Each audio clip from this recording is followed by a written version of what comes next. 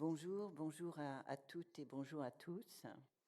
Je suis heureuse de vous accueillir pour ce débat sur les politiques départementales avec cette initiative absolument unique d'une coopération entre deux grands départements que sont les Yvelines et les Hauts-de-Seine.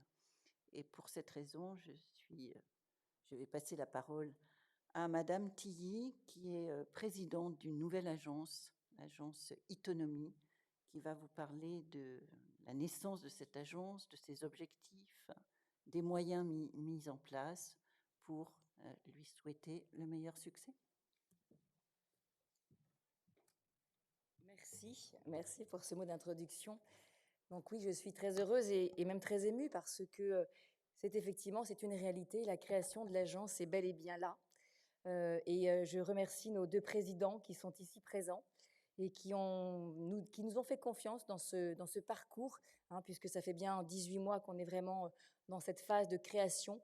Et Dieu sait que les choses n'ont pas été simples, mais ça y est, nous sommes cette agence, cette première agence interdépartementale de l'autonomie, est vraiment présente ici au campus des Mureaux. Donc merci à nos présidents, à Georges Siffredi, président des Hauts-de-Seine, et à notre président des Yvelines, monsieur Pierre Bédier, ainsi qu'au maire des Mureaux, qui est le président aussi de INVI et qui est partenaire de cette agence interdépartementale de l'autonomie. Donc il est vrai que nous attachons une attention particulière sur ce salon que vous avez visité, donc qui est co-organisé avec les deux départements, les Yvelines et les Hauts-de-Seine, en partenariat avec INVI. Et c'est parce qu'il permet de mettre l'accent sur l'un des enjeux majeurs des politiques de santé publique pour les années à venir, cette question cruciale qui est l'autonomie des personnes âgées, mais aussi des personnes porteurs du handicap. Face à cette question qui concerne une part toujours plus importante de la population, Itonomie trace, édition après édition, une voie originale et stimulante qui consiste à conjuguer l'autonomie et l'innovation. Mieux, nous souhaitons faire converger ces deux exigences qui sont intrinsèquement liées à l'idée même qu'on se fait du progrès. Car innover, c'est rechercher une meilleure efficacité des dispositifs mis en œuvre. C'est tendre vers une amélioration de leur efficience. Mais dans le domaine de l'autonomie, c'est aussi et surtout une attention portée à la dignité et au respect de l'intégrité de la personne humaine. Car nous savons que face au vieillissement ou à la dépendance, c'est bien là la préoccupation majeure de chacun d'entre nous. Être au service de l'homme, comme le dit si bien le slogan du salon, et c'est cette dimension humaine d'amélioration qui doit être au cœur de notre politique autonomie. Et nous le savons d'autant plus, nous les conseils départementaux, qui accompagnons depuis tant d'années tout ce parcours de la personne, nous mettons une attention particulière à cette dignité de la personne humaine. Et donc c'est un devoir envers les seniors naturellement, mais aussi envers nous-mêmes.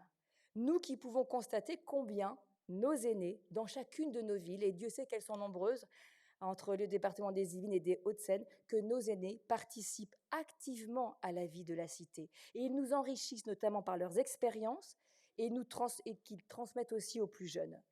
C'est une exigence de société que de leur assurer cette sérénité absolument essentielle, et cette exigence doit constituer la colonne vertébrale de notre action.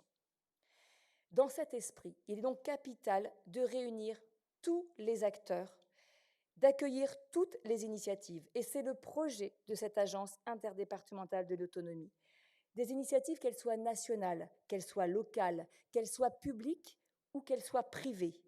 L'addition de tous ces potentiels sera la clé de notre réussite. Et nous le savons par les éditions précédentes que nous sommes beaucoup plus forts ensemble avec des partenaires qui font partie de cet écosystème de plus en plus important de la silver economy. Et je me permets à ce titre de regretter que l'ambition initiale du gouvernement, qui avait annoncé des mesures assez fortes annoncées en loi de financement, notamment de la sécurité sociale, ne se traduisent pas par une mobilisation de l'ensemble de la société et des politiques publiques de l'habitat, notamment de l'urbanisme, de l'aménagement des territoires et du développement économique. Ce grand acteur de l'État, qui devait annoncer notamment cette loi grand âge, ne sera pas présente et ne sera pas présentée. Et donc, C'est l'importance notamment des départements de prendre ce relais, d'ailleurs qu'ils n'ont jamais quitté, pour pouvoir mettre en place toutes ces politiques publiques et répondre à la problématique du vieillissement sur nos territoires. Donc les réformes, elles attendront. Mais le défi de l'autonomie est bel et bien là, et nos départements s'engagent concrètement à le relever. Nous pouvons nous féliciter d'avoir créé, voilà 1 an, l'Agence interdépartementale de l'autonomie, dont j'ai l'honneur d'assurer la présidence. À travers cette initiative s'affirme donc la volonté de nos 2 départements d'intensifier leurs efforts pour répondre efficacement aux besoins de nos seniors, de leur permettre de vivre le plus sereinement possible en préservant surtout leur liberté de choix. C'est un mystère pour personne. La grande majorité de nos aînés souhaitent vivre à leur domicile. Plus de 85% et beaucoup d'études ont été faites, et ce choix est très clair. Et le rôle de l'agence va consister à leur assurer cette possibilité tout en déployant différents dispositifs de services qui permettront de les soutenir et de les protéger. Ce virage domiciliaire dont nous parlons de plus en plus, nous le prenons complètement au sein de cette agence. Et c'est là l'esprit de l'initiative prise par les présidents des Yvelines et des Hauts-de-Seine, ainsi que le maire de l'association INVI, c'est de mettre en commun nos potentiels pour faire progresser notre offre d'accompagnement. Notre offre, elle existe déjà. L'objectif, c'est qu'elle soit plus visible, plus cohérente, plus efficace, plus accessible et plus juste aussi. Le tout en fédérant autour de nous tous les acteurs qui souhaitent apporter leur pierre à l'édifice, par des initiatives novatrices, notamment en matière de prévention, qui ont permis d'accompagner nos seniors en brisant ce cercle vicieux de l'isolement, grâce notamment à l'aide des outils numériques. Car soulignons-le, la perte d'autonomie n'est pas une fatalité. Et c'est en enrayant le cours de certaines dynamiques de repli sur soi que nous pouvons apporter des solutions. Je souhaite que dans quelques années, que le mot vieillissement n'aille pas forcément avec établissement. L'objectif, c'est que vraiment nous répondions à ce projet domiciliaire et que nous y apportions des réponses. Et Autonomie met en relief tout le potentiel créatif et innovant dont nous pouvons disposer. Il suffit notamment de se promener dans les stands, dans le salon, pour en prendre conscience. Des projets audacieux, des projets très concrets, qui laissent entrevoir les aboutissements de demain face à cette spirale de l'isolement, de ce sentiment d'exclusion et de ce sentiment de dépendance. En témoignent notamment les boostés, vous avez dû les remarquer, les 13 boostés du salon Autonomie, qui ont été soutenus par nos départements pendant quelques mois, 9 ou 10 mois, pour justement mettre à profit leurs recherches et leur expérimentation. Que l'on parle de stimulation cognitive, de télémédecine, d'habitats alternatifs et conviviaux, ou encore de robotique sociale, le changement est à portée de main. Nos départements savent fort bien que c'est à nous, acteurs publics, d'encourager et de pousser ces potentiels vers le haut, à nous de les expérimenter et de les adapter, et à terme, à nous de les généraliser. Et c'est pour ça que je compte sur les élus peut-être présents dans cette salle, parce que je pense que ce rôle est important. Vous avez un rôle important pour pouvoir booster justement, avec des initiatives nouvelles, la problématique du vieillissement sur nos territoires. C'est ainsi que l'on peut influer sur le cours des choses.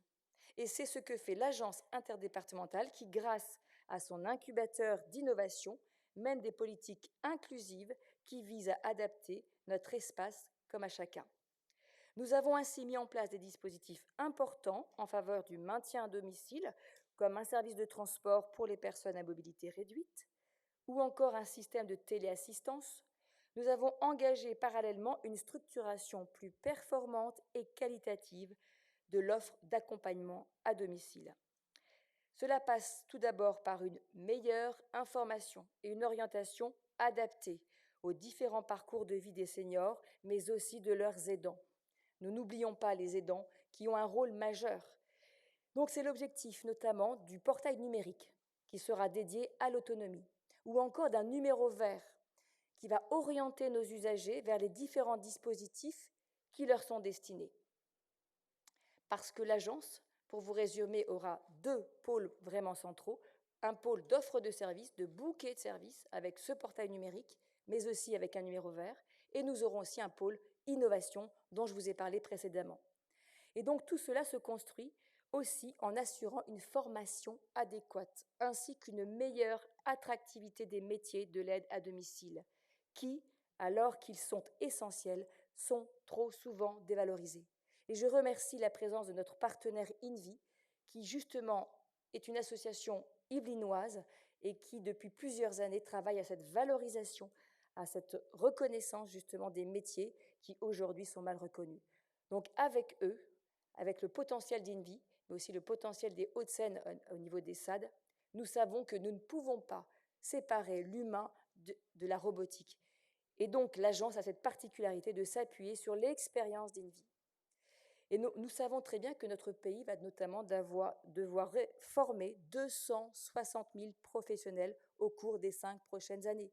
C'est absolument immense, c'est un enjeu majeur. Et nous sommes depuis déjà plusieurs années, grâce à l'agence, dans ce chemin, justement pour éviter et notamment recruter le maximum de personnes. Et je sais que notre agence interdépartementale d'insertion, qui s'appelle Activity, y travaille déjà, en proposant des formations de qualité et des emplois durables au sein de nos entreprises partenaires. Un autre axe fondamental de nos politiques se concentre sur le soutien aux aidants. Ils sont aujourd'hui 11 millions en France à se dévouer courageusement pour accompagner un être cher. Ils doivent être soutenus et nous travaillons en ce sens. Et d'ailleurs, mercredi, nous aurons la Journée nationale des aidants dans chacun de nos territoires sur des colloques où nous recevrons notamment des partenaires forts et que les départements soutiennent.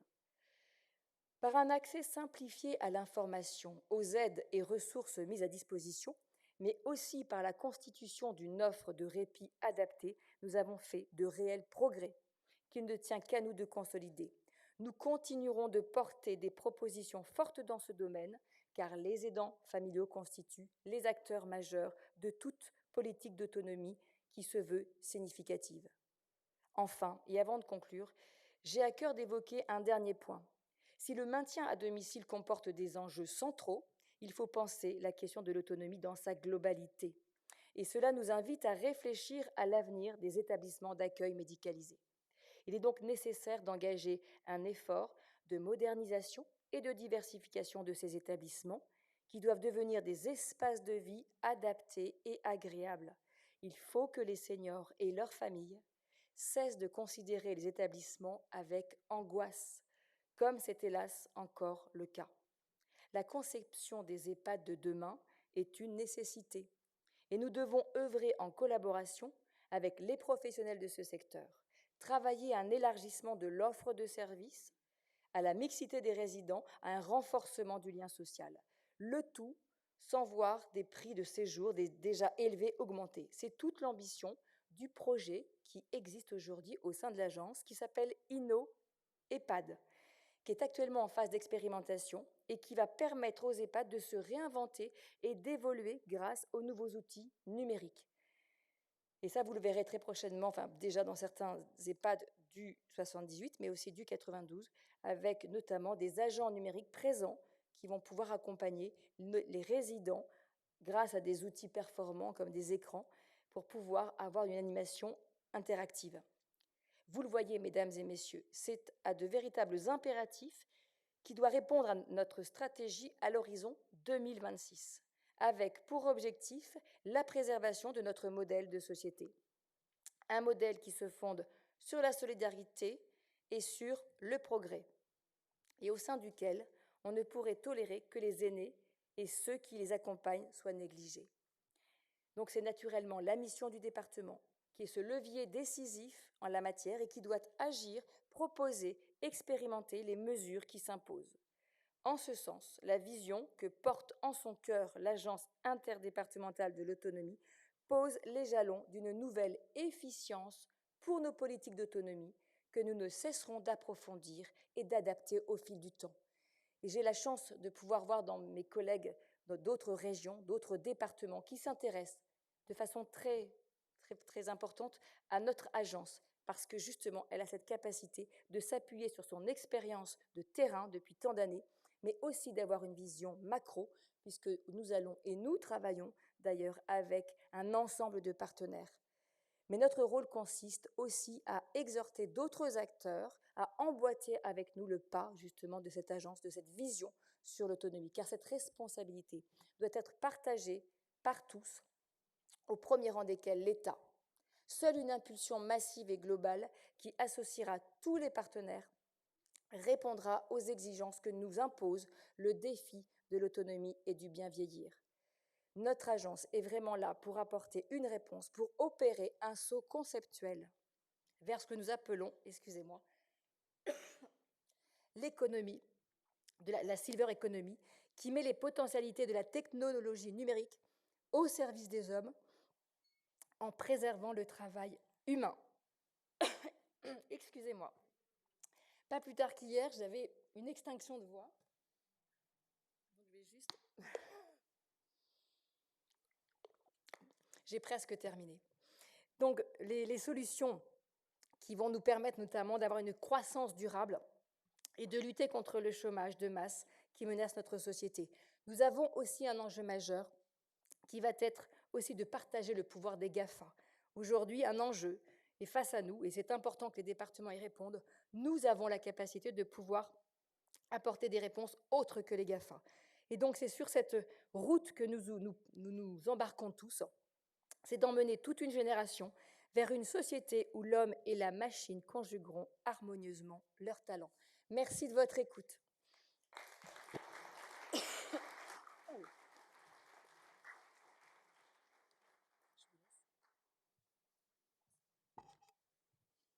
Merci infiniment, Madame la Présidente, de cette présentation très claire, très complète et du programme ambitieux d'une agence interdépartementale qui, je le rappelle, est vraiment une agence tout à fait pionnière en France dans cette volonté de liaison, de collaboration, de massification des moyens de deux départements que sont les Yvelines et l'Essonne. Et pour poursuivre le débat sur ces politiques départementales, j'appelle à venir nous rejoindre Asmae Chouta, qui travaille avec Madame Tilly sur cette agence interdépartementale, Madame Christiane Flouquet, qui est directrice de l'action sociale d'Île-de-France pour la CNAV, acteur important que l'agence, cette Caisse nationale d'assurance vieillesse, ainsi que Madame Sylvie Loiseau, qui est responsable du développement des actions sociales de la direction régionale d'Île-de-France, d'AG2R, la mondiale, donc deux caisses de retraite, une nationale et une autre complémentaire, pour venir, qui trouve avec cette nouvelle agence un interlocuteur de poids qui va leur simplifier, j'espère, le travail sur le terrain au jour le jour pour coordonner leurs actions. Je vais d'abord passer la parole, si vous le permettez, à Madame Flouquet pour qu'elle nous dise en quoi la CNAV travaille déjà sur ces questions de la prévention, de bien vieillir chez soi, de la formation des aidants, et en quoi surtout la création d'une agence de cette nature va vous simplifier la vie. Merci de me laisser la parole. Merci de m'avoir invitée. Je suis effectivement particulièrement heureuse et fière d'être avec vous aujourd'hui, d'assister à cette concrétisation d'un projet dont on parle effectivement tant côté Yvelines que le Hauts-de-Seine depuis quelque temps maintenant, et le voir réalisé est une vraie satisfaction.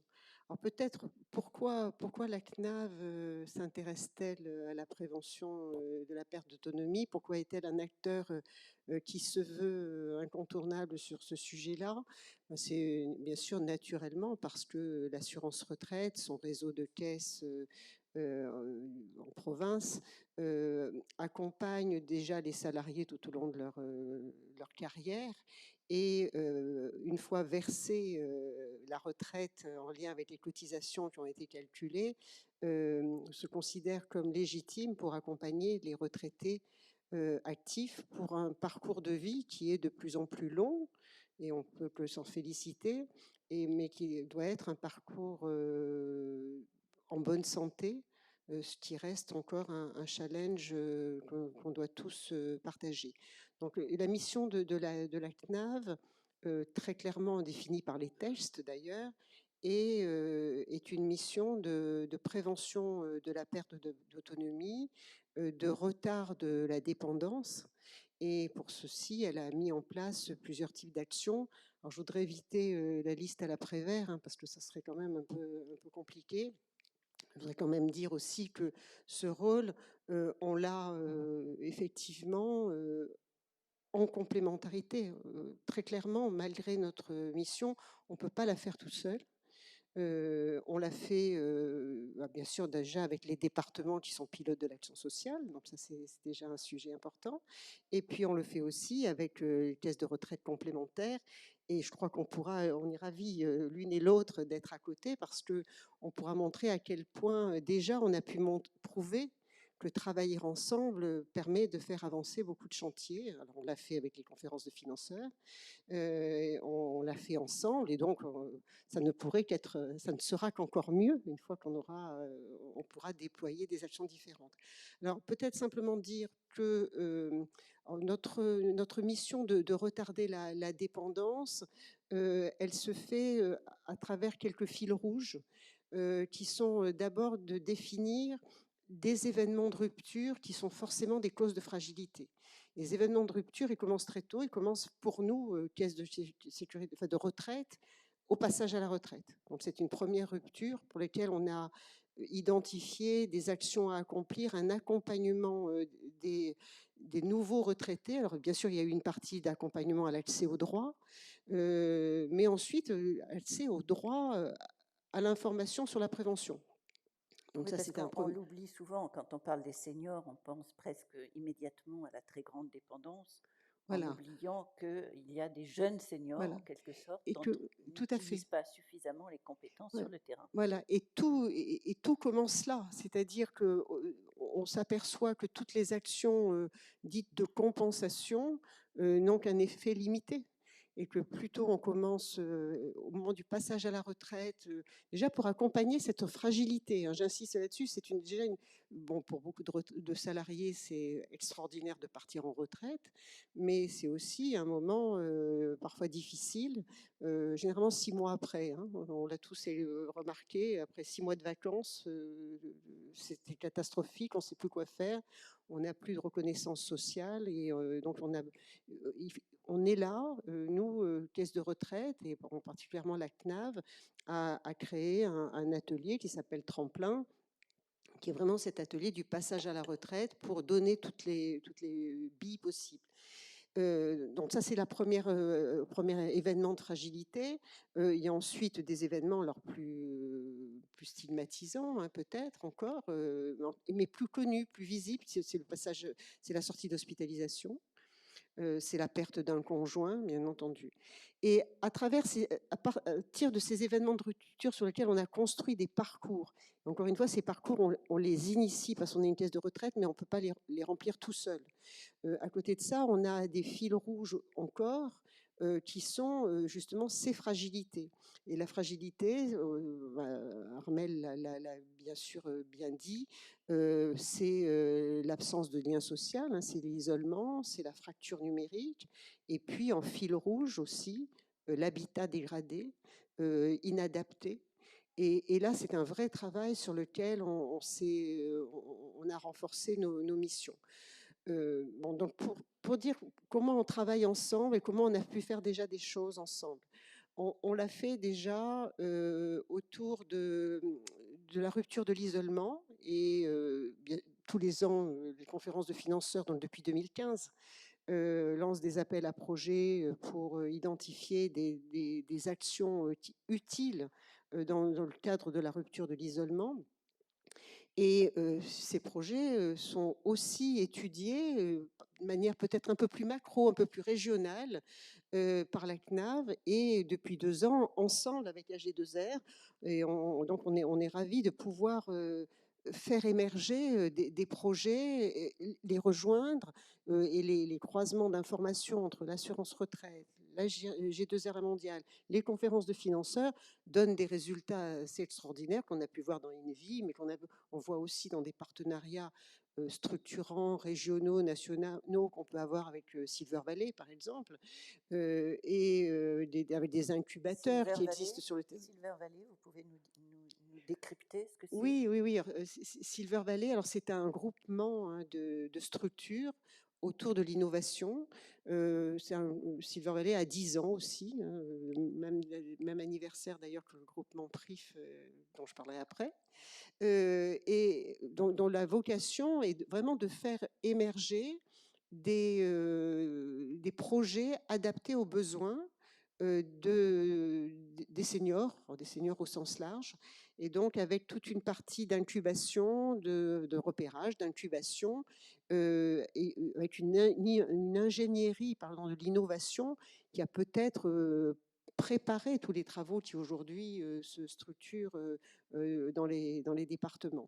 Donc c'est un partenaire effectivement incontournable pour nous, et on le retrouve d'ailleurs au niveau national, puisque sur le champ de l'innovation, avec la GERCARCO, donc la grande maison d'AG2R, la CNAV a créé un dispositif qui s'appelle VivaLab, et dans lequel Silver Valley joue aussi un rôle important. Donc voilà le soutien à l'innovation, des projets structurants comme ça, on les fait de cette façon-là. Sur l'habitat, on a aussi développé bien sûr des actions qui sont des actions fléchées sur les retraités les plus jeunes, parce que là encore, adapter le logement lorsque c'est trop tard, ça ne devient que des travaux vraiment frustrants parce qu'ils sont très stigmatisants. Et l'objectif, c'est d'arriver d'une manière plus ou moins aboutie à ce qu'on peut voir aujourd'hui dans le showroom, qu'on peut voir dans d'autres cas, dans un centre à Gircarco également, mais également aussi, c'est ce qu'on veut montrer à des seniors, c'est que un habitat adapté, c'est un habitat non stigmatisant. Et donc, c'est important de développer cette culture auprès des seniors dans ce cadre-là. Bon, j'aurais beaucoup d'autres exemples de partenariats. Moi, je citerai dans l'accompagnement des personnes les plus fragiles aussi, encore une fois, quelque chose qu'on a pu faire avec AG2R La Mondiale, et qui est l'accompagnement des personnes en sortie d'hospitalisation, où on a très clairement identifié qu'il fallait, pour que les choses avancent, pour que cette offre-là soit une offre connue, comprise, il fallait faciliter l'entrée. Donc on a expérimenté à Paris Intramuros un guichet unique d'entrée vers le dispositif, avec ensuite une orientation vers les différents acteurs, les différents financements. Parce que finalement, là, on a parlé de tous les leviers, de toutes les chances qu'on a dans le cadre de notre politique. Je voudrais attirer notre attention collective sur les freins qu'on rencontre. Les freins qu'on rencontre, d'abord, c'est effectivement la facilité d'accès. D'où l'intérêt, là, dans ce cadre-là, d'avoir une agence départementale, ce sera interdépartementale, pardon. Ça sera encore plus facile que d'avoir 2 CFPPA dont les 3/4 des seniors ne connaissent même pas ni l'existence, ni ce que ça veut dire. Donc avoir un guichet unique d'information, d'orientation et après de diffusion vers d'autres actions, c'est bien entendu tout à fait au cœur de notre action. Mais une fois qu'on a créé ça, il faut ensuite faire connaître nos actions. Il faut aussi mieux faire adhérer les seniors. Et ça, je pense que c'est un sujet sur lequel on doit encore beaucoup travailler. On l'a fait dans une action régionale. Et là, exemple typique de quelque chose qui marche déjà sur toute la région Île-de-France. C'est une opération qui s'appelle Solidage, qu'on a mis en place avec le Gérondif, et où là, on a fait sur tous les départements un peu la même démarche d'intégration, d'adhésion de seniors pour qu'eux-mêmes construisent le programme de prévention et y adhèrent. Et je sais que dans la salle, il y a des personnes qui participent à Solidage. On sait que ce n'est pas si facile que ça de faire adhérer les seniors. Il y a encore un gros travail. Aujourd'hui, on veut encore, enfin, d'une manière un peu triviale, on veut un peu le bonheur des seniors malgré eux. Hein. Ils ne connaissent pas, ils ne veulent pas encore. Donc on a un gros travail encore sur le regard de la population, de la société sur le vieillissement, pour reprendre un mot fort. Et donc on a encore beaucoup de choses à faire là-dessus. Et je crois que vous me faites des signes, donc il faut que j'arrête. Mais en tout cas, voilà, des signes d'espoir par rapport à tout ce qu'on fait et aussi des préoccupations sur les leviers à développer pour que ça marche encore mieux. Merci infiniment, mais on reviendra vers vous. Anticiper, informer, accompagner, innover, être à l'écoute et surtout se coordonner entre acteurs avec des acteurs locaux importants comme l'agence Itonomie. C'est également votre constat, si j'ai bien compris, chez AG2R, mais également lors de notre réunion préparatoire. Ce qui m'avait intéressé, moi, c'était votre souci au-delà des personnes fragiles, des aidants, et de la nécessité de former, et de former de plus en plus. Madame Tilly y faisait allusion tout à l'heure, de former pour recruter des aidants qui vont manquer en masse. Est-ce que vous pourriez nous en dire un mot, s'il vous plaît, Madame Loiseau? Oui, alors bonjour à vous. Merci aussi de notre présence ici et d'être sur les fonds baptismaux de cette agence interdépartementale.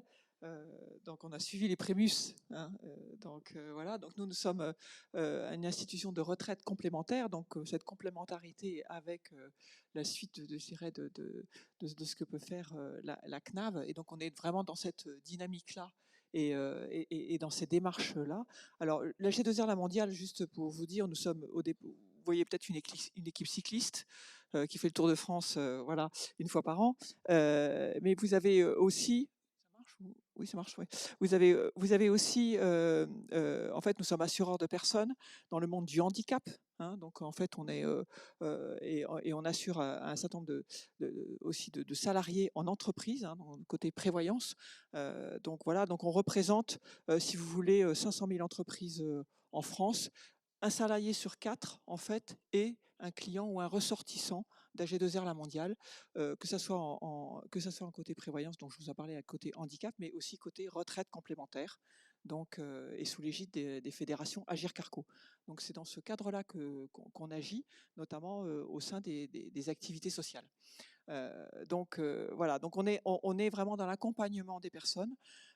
Et puis on a ce métier et nous ces valeurs qui nous animent, qui sont vraiment sur prévenir et prémunir des accidents de la vie, tout au long de la vie d'une personne.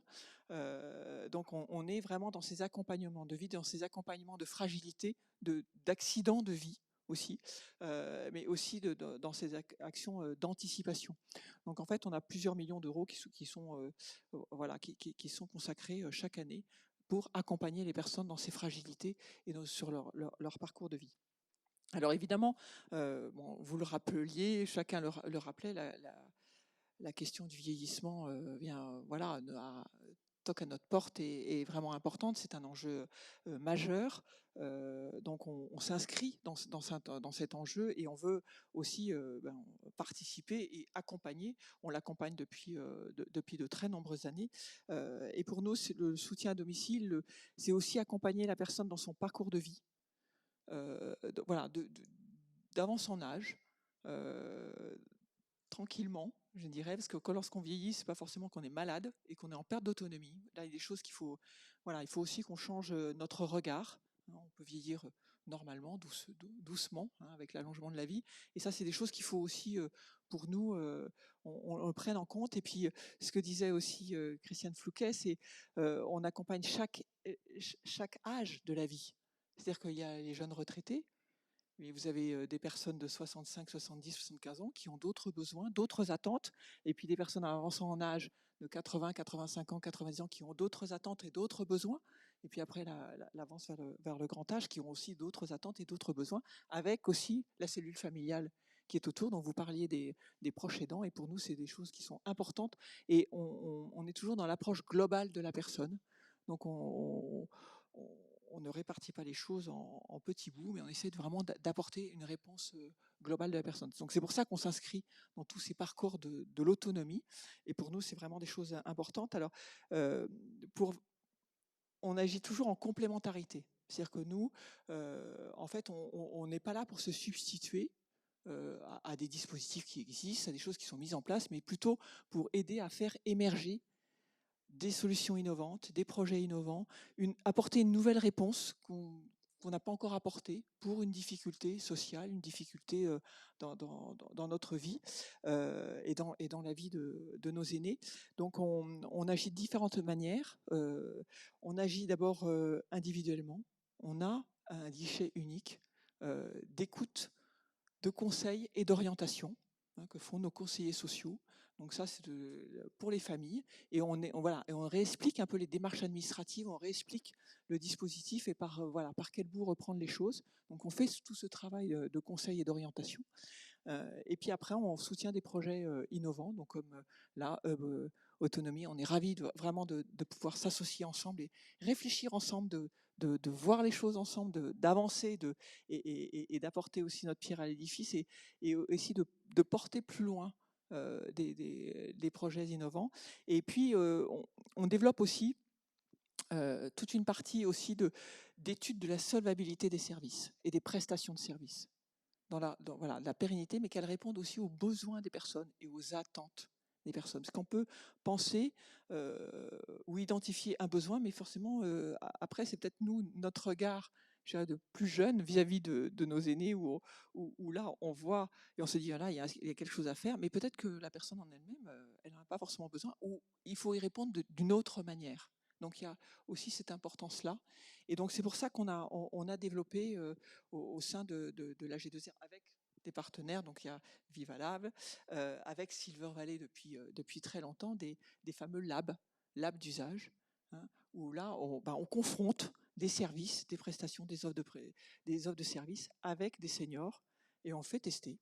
Voilà, c'est une expérimentation et on a ce retour d'expérience et d'amélioration des services qui sont vraiment optimum et qui vraiment permettent de faire gagner du temps aux uns et aux autres. Donc on est vraiment sur ces sujets-là de bien-être et de bien vivre ensemble. Pour nous, on ne sépare pas les choses.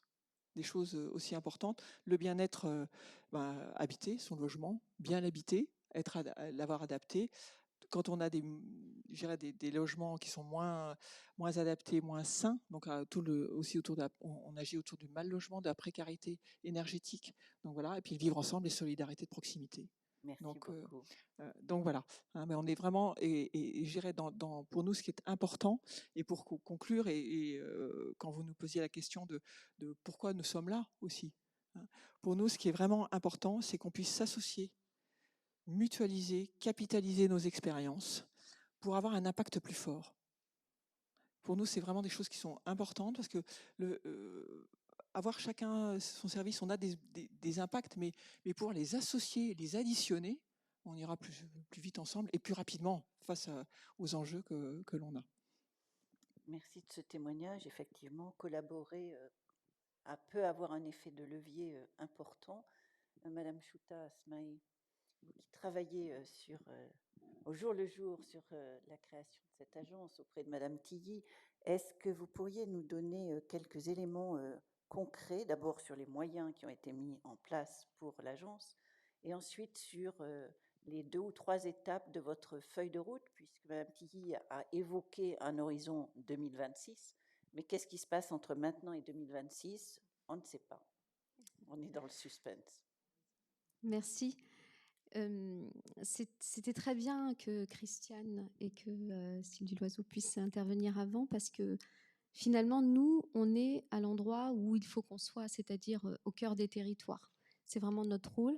Donc, cette agence interdépartementale de l'autonomie, c'est un groupement d'intérêt public. Ça veut dire que si les départements avaient voulu faire seuls, ils l'auraient fait. Les fameux GIP. C'est ça. Mais c'est vraiment une vision partenariale qui était recherchée. Voilà. Donc, effectivement, il a fallu d'abord créer cette agence avec des membres fondateurs. Par contre, on a prévu l'élargissement effectivement des membres qui composent cette agence avec tous les partenaires que composent la conférence des financeurs, la CNAV, l'agence régionale de santé, les caisses de retraite complémentaires, etc. L'idée, mais également les partenaires de l'emploi, les partenaires, les groupes privés, et puis les établissements sociaux et médico-sociaux qu'il ne faut pas oublier, qui sont quand même des opérateurs qui soit interviennent au domicile des personnes, soit les accueillent au sein de au sein de leurs établissements. Voilà, donc c'est un maillon de la chaîne qui est important et c'est un groupement qui a pour vocation de proposer de bien vieillir chez soi à domicile. Et donc l'idée effectivement qui est recherchée, c'est qu'il faut que l'environnement s'adapte à la personne. C'est ce qui nous a guidés dans la construction du projet de cette agence. L'environnement, c'est ceux qui interviennent tous les jours dans les services et les soins. L'environnement, c'est l'habitat, c'est aussi la ville dans laquelle, au sein de laquelle on habite et l'accessibilité, le transport, les aidants qui sont éminemment importants dans cet écosystème de l'autonomie. Donc, et bien sûr, les travailleurs sociaux, les départements, tous ceux qui interviennent. Et il y a de belles équipes qui interviennent auprès de ces personnes. Mais l'idée, c'est rechercher, c'est de fluidifier les parcours et de sécuriser les parcours. Voilà. C'est vraiment de faire savoir que l'offre existe, que le service existe. C'est de faire savoir que à tel endroit, pas très loin de chez moi, je peux avoir ce que je recherche pour pouvoir me maintenir chez moi. Pour finalement atteindre ces objectifs, aujourd'hui, les départements ont doté l'agence de moyens. Mais pas que de moyens, c'est-à-dire chacun des départements. Vous pourriez préciser l'enveloppe? Bien sûr. C'est 16 millions d'euros aujourd'hui, annuels, que consacrent les départements à ce projet d'agence interdépartementale de l'autonomie. Alors c'est beaucoup, mais en même temps, au regard des budgets consentis à l'autonomie, bien sûr, il y a toutes ces allocations qui sont effectivement une compétence des départements de traiter justement les demandes d'accès aux allocations, les plans d'aide, les fameux plans d'aide. Voilà. Mais les partenaires, c'est-à-dire le Conseil départemental des Yvelines, le Conseil départemental des Hauts-de-Seine et INVI, n'ont pas fait que donner du budget à l'agence. Ils ont aussi transféré des compétences, transféré des activités qu'eux-mêmes proposaient. La téléassistance, le fameux boîtier domicile, le dispositif Yvelines étudiant senior, bien sûr, les missions services à domicile. Et côté Hauts-de-Seine et côté 92, on n'appelle pas de la même manière les coordinations gérontologie, CLIC ou pôle autonomie territoriaux, mais peu importe, ils ont cette vocation qui est effectivement d'aider au diagnostic et puis aider à mettre en place un projet de vie autour de la personne. Donc voilà, et INVI qui a transféré aussi, cette association dont on parle depuis tout à l'heure, qui a transféré aussi son pôle offre de services et son hub autonomie, dont il était nécessaire d'apporter un peu du muscle, du carburant pour qu'il puisse évoluer. Donc voilà. Nous vous souhaitons une très bonne et longue route. Peut-être un mot de conclusion, Madame Flouquet, puis Madame Loiseau, avant que je donne la parole une dernière fois à Madame Tilly. Je crois que vraiment beaucoup de choses ont été dites. Donc non, mais je crois que réellement, on a une feuille de route. Il faut surtout qu'on se donne les moyens d'évaluer au fur et à mesure. C'est aussi un des sujets de notre politique publique, d'évaluer tout ce qu'on fait. C'est notre crédibilité qui est en jeu et c'est aussi pour nous un moyen d'avancer avec conviction. Voilà. Donc voilà ce qu'il ne faut pas oublier de mettre dans la feuille de route, l'évaluation. D'évaluation importante, effectivement. Madame Loiseau. Moi, je rajouterais la territorialité. C'est vraiment des choses très importantes, de proximité. Les personnes ne vont pas très loin de chez elles. Donc, elles cherchent le service à côté de chez elles. Et vous parliez de faire savoir, et ça, on est complètement dedans aussi. En fait, les dispositifs existent, mais les gens n'y font pas appel. Donc, on le voit bien pour le soutien des aidants. Les dispositifs existent, et ils existent bien dans les Yvelines et dans les Hauts-de-Seine pour les connaître. Et les gens ne sont pas en rendez-vous. Il faut les aider. Il faut les aider à franchir le pas de la porte. Donc, voilà, on peut être là pour ça. Merci. Madame Tilly, le mot de la fin, dites-nous quel est votre plus grand espoir pour cette agence? Oui, alors moi, vous avez été, je trouve que ce plateau est super parce que ça résume complètement l'objet de l'agence, du GIP. C'était vraiment Moi seule, je peux rien, le département. Pourtant, je suis un grand département. Dieu sait qu'on est très bien organisé. Dieu sait qu'on a des experts absolument fantastiques. Mais l'outil en tant que tel ne permet pas, par rapport aux défis, de répondre, à mon avis, aux attentes. Et ce GIP est un outil, est un véhicule de puissance pour moi. Est un véhicule qui nous permet de, pour nous les élus en tout cas, de vraiment changer de dimension. Et puis surtout, c'est dans cette dimension que je trouve absolument magnifique et très belle et très excitante, c'est de travailler avec des experts comme vous, à G2R. On a les mêmes objectifs, mais on a des outils un peu différents. Et je pense que, et c'est ce que nous vivons au quotidien, c'est-à-dire que nos échanges, les constructions ensemble font que nous allons beaucoup plus vite. Moi, je me réjouis quand je fais le tour du salon et que je vois tous ces startups.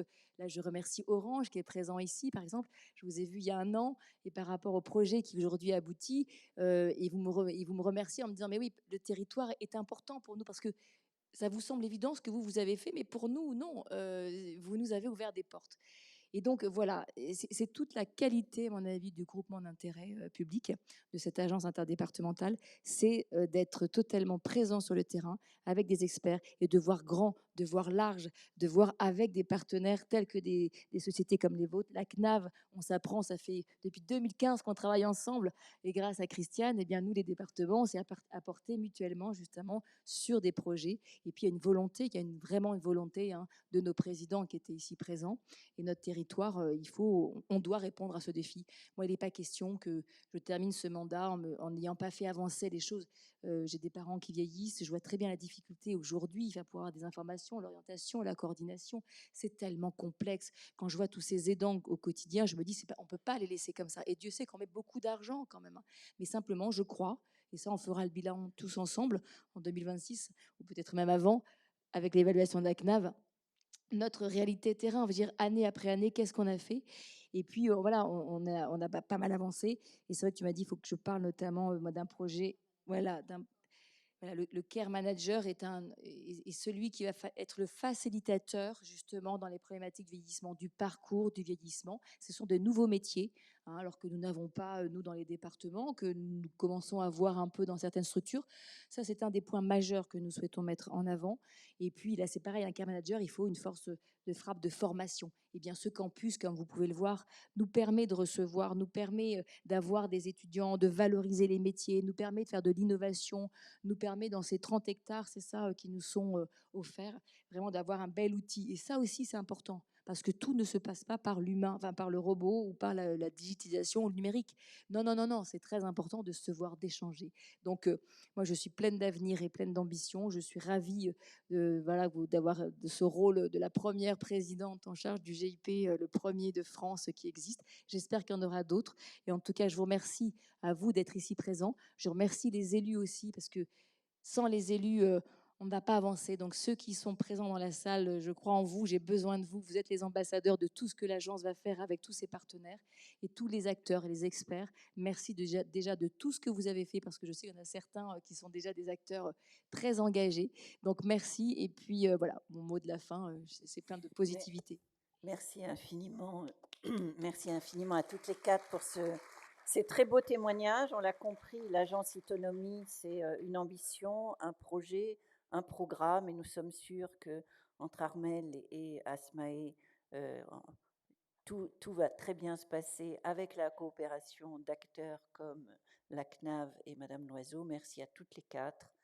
Je signale juste, puisque vous avez parlé du Care Manager, il y a une table ronde demain à 10h30 consacrée uniquement à cette nouvelle vocation, ce nouveau métier.